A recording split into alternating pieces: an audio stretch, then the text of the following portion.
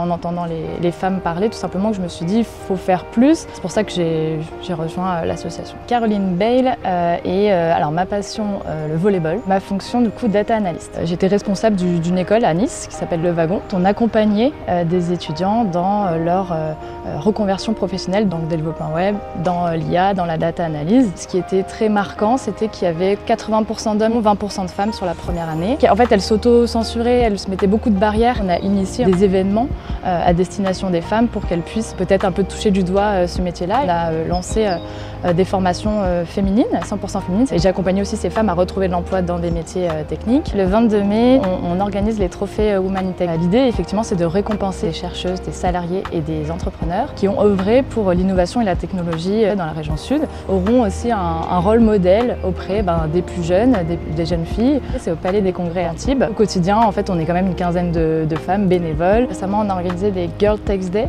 Donc là, c'est plus à destination effectivement des jeunes filles qui n'ont pas encore choisi leur orientation scolaire, professionnelle, afin qu'elles puissent découvrir les métiers techniques et scientifiques avec des conférences du coup pour les parents, parce qu'eux aussi ont un rôle en fait tout simplement dans l'orientation de leur fille dans leur carrière professionnelle.